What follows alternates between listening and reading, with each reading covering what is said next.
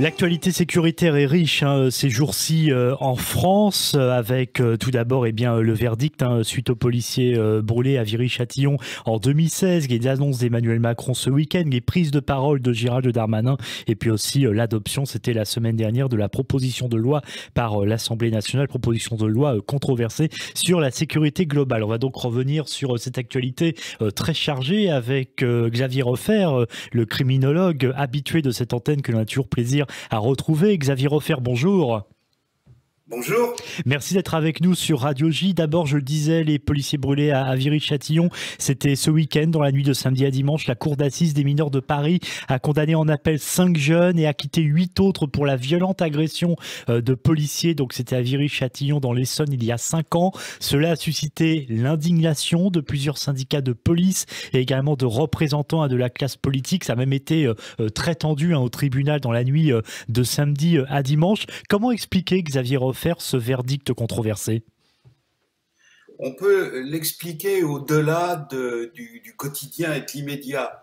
On comprend naturellement, bien sûr, que les policiers soient indignés, mais l'affaire va beaucoup plus loin. Ça fait quand même un bon demi-siècle maintenant que les formes les plus graves de criminalité à laquelle est confrontée la justice, ces formes de criminalité collective, que sont d'une part le banditisme, le crime organisé et d'autre part le terrorisme, toutes les formes graves de criminalité s'expriment maintenant de façon collective. Le crime individuel, c'est-à-dire un individu qui rentre chez lui et qui trouve sa femme. Alors je vais me mettre naturellement dans une situation délicate par rapport à la chronique précédente, mais un homme qui rentre chez lui et qui trouve son épouse avec l'employé du gaz et qui sort son fusil de chasse, maintenant c'est devenu rarissime. Les formes de criminalité les plus fréquentes, celles qui affectent le plus la société, que ce soit le terrorisme et le crime organisé, sont collectives. Vous avez affaire à des bandes, vous avez affaire à des réseaux, vous avez affaire à des gangs et jamais plus pratiquement à des actes individuels. Or, le drame, c'est que cette situation prévaut depuis 50 ans et que la justice française n'a jamais vraiment pris le tournant.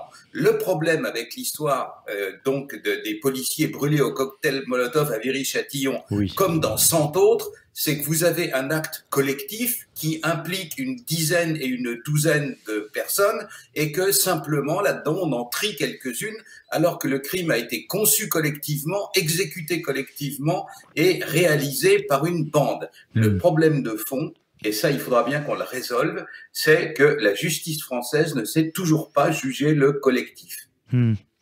Dans la foulée, parce que évidemment on est maintenant à 1 an déjà de l'élection présidentielle, on peut dire que la campagne a déjà débuté sur ce thème de la sécurité, et justement dans la foulée de ce verdict que vous avez détaillé, expliqué à l'instant, pour comprendre ce qui s'est passé ce week-end à la cour d'assises des mineurs de Paris, Xavier Bertrand, candidat à la présidentielle pour l'an prochain, propose des peines automatiques pour les agressions de policiers, pas seulement d'ailleurs de policiers mais aussi de pompiers, de toutes les personnes qui représentent l'ordre, donc peine automatique pour les agressions de policiers. Gérald Darmanin s'est dit contre mardi sur LCI. Quel est votre avis sur cette proposition du candidat Xavier Bertrand? Alors, je vais vous dire que je vous réponds là à titre personnel, parce que je suis criminologue et non pas juriste. Mais je pense qu'on est toujours dans la même perspective et que la mesure de Xavier Bertrand, c'est une rustine. Vous comprenez, il y a un bateau qui coule, alors on met une rustine sur un des petits trous. Je pense qu'on ne peut pas considérer que la justice, qui est la clé de voûte d'une société, quand vous avez un acte de justice, il résonne dans toute la société entière, au fin fond des campagnes, au cœur des grandes villes, que la justice ne peut pas être laissée à des petites mesures comme ça, où un jour on fait ceci, un autre jour on fait cela. Et ça m'amène à parler aussi à l'affaire de Madame Halimi. Voilà encore une autre évolution que la justice française n'a pas prise. Toujours plus nombreux sont les actes les crimes commis sous l'influence d'une substance quelconque, que ce soit de la drogue, que ce soit d'autre part de l'alcool aussi, et il n'y a pas de différence qui a été faite en termes de justice entre des actes qui sont commis de la part d'un individu qui est psychotique, c'est-à-dire dont la maladie mentale émane de son cerveau même, de son esprit même, de son âme même, et des individus qui se trouvent dans un axe psychotique du fait que, de leur volonté même, car personne ne les a obligés, personne ne force quiconque à se droguer ou à sombrer dans l'alcoolisme en France, ces individus-là sont dans un état second lors duquel ils commettent des crimes. Il me semble profondément injuste pour les victimes, Madame Halimi, bien sûr, et sa famille, mais au-delà, que des individus qui, de leur propre chef, ont usé ou consommé des substances qui leur font perdre la tête, puissent être considérés après ça comme échappant à la justice du fait qu'ils sont dans un état mental second. Ça n'est pas possible. Et je pense que là, le président de la République qui a dit qu'il fallait revenir sur cet effet-là, sur cette condamnation-là, ou plutôt sur cette absence de condamnation-là, et il me semble qu'il a bien fait.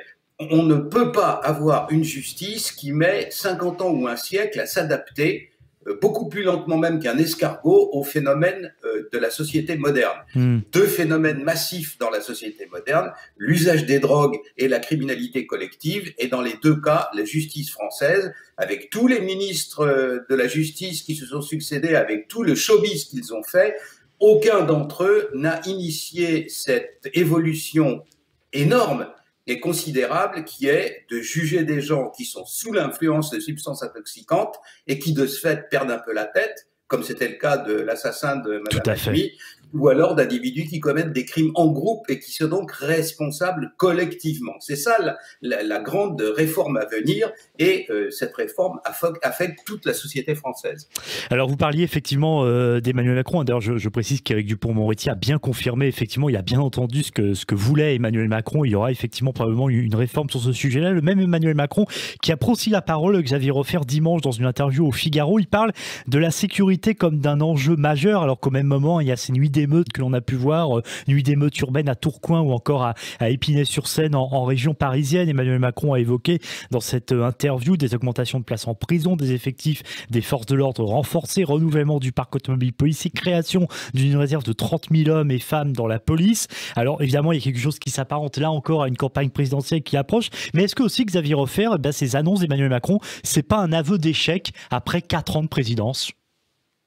Alors, depuis 2017, on a vu une chose qui est constatable par tout un chacun. Je veux dire que ce n'est pas sujet à des polémiques. Et j'attends sur ce plan-là tous les fact-checkers du monde, preuve à l'appui. Depuis 4 ans, l'expression de la révolte de minorités dans des quartiers qu'on appelle difficiles, mais qui en réalité sont devenus des coupe-gorge, ces émeutes-là augmentent de jour en jour. Nous avons un ministre de l'Intérieur, M. Darmanin, dans la propre ville duquel, à Tourcoing. Tourcoing, oui. C'est-à-dire dans la ville dont il a été maire et dont il reste élu à l'heure actuelle. Les émeutes, c'est tous les jours. Et hier, on a encore augmenté d'un degré dans la gravité, puisqu'un policier de Tourcoing s'est fait tirer les fameux mortiers d'artifice chez lui, à son domicile même, dans ses fenêtres. Alors, ça prend naturellement une dimension quand même grave. Nous sommes maintenant dans un état de guerre de bandes larvée sur une partie du territoire français, et M. Darmanin, avec ses opérations coup de poing ineptes lancées sur des points où on vend un peu de drogue à droite et à gauche, il a considérablement soufflé sur les braises. Laissez-moi vous dire une chose. Oui. La France n'est pas le premier pays au monde à être confronté à des consommations de drogue, à des trafics de drogue, donc à des lieux où on va chercher et où on va vendre la drogue. Jamais au monde, nulle part, la méthode qui consiste à faire des opérations coup de poing sur des lieux de deal et puis après ça repartir avec 1 kilo de hashish en arrêtant 2 sous-fifres qui sont, remplacés dans la demi-heure, ça n'a jamais marché. La seule chose que vous faites, c'est que naturellement, vous excitez la bande qui contrôle le point de deal et après ça, vous avez des émeutes. La bonne méthode, tout le monde le sait, consiste à rétablir la sécurité dans les quartiers où on vend de la drogue et après ça, mais uniquement dans un deuxième temps, à contrôler, interdire le trafic de stupéfiants. Si on s'y prend dans l'autre sens, comme M. Darmanin et son entourage l'ont fait, on va à l'échec et à l'heure actuelle, il y a un échec marqué notamment par le fait que c'est dans la ville même du ministre de l'Intérieur que les émeutes sont pratiquement les pires. Mais il y en a chaque nuit en France, toutes les nuits, tous les soirs que le bon Dieu fait, vous en avez à peu près 3 ou 4 par jour dans toute la France, continuellement depuis le 1er janvier 2021.